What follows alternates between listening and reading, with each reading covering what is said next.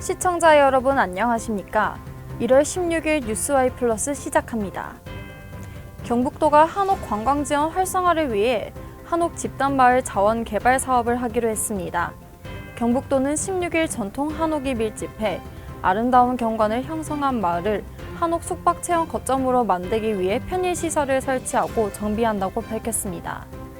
올해 한옥 10호 이상이 자리한 집단마을 3곳에 휴게공간과 화장실, 샤워장, 운동시설 등 공동 편의시설을 설치하고 마을 진입로와 안길을 조성한다는 계획입니다. 오는 17일부터 2월 17일까지 신청을 받아 사업 추진 여건과 사업계획 차별성, 실현 가능성, 기대 효과 등을 종합평가해 적합한 마을 3곳 이내를 선정할 계획입니다. 선정된 마을에는 한 곳당 사업계획을 따라 도비 최대 6천만 원이 지원됩니다.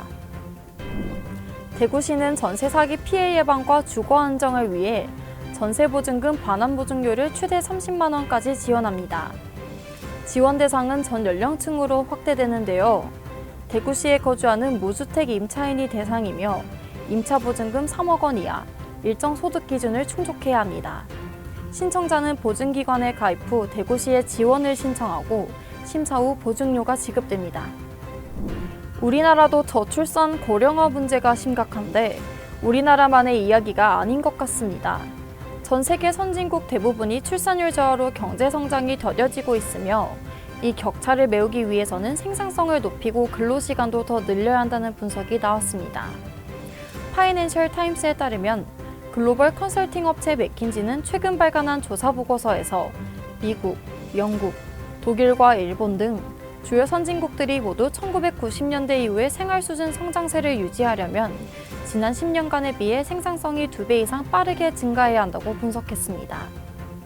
한국의 경우 여성 1명이 평생 낳을 것으로 예상되는 자녀 수인 합계 출산율이 사실상 세계에서 가장 낮기 때문에 성장세를 따라잡기 위한 노력도 다른 나라들에 비해 더 커야 할 것으로 보인다고 지적했습니다.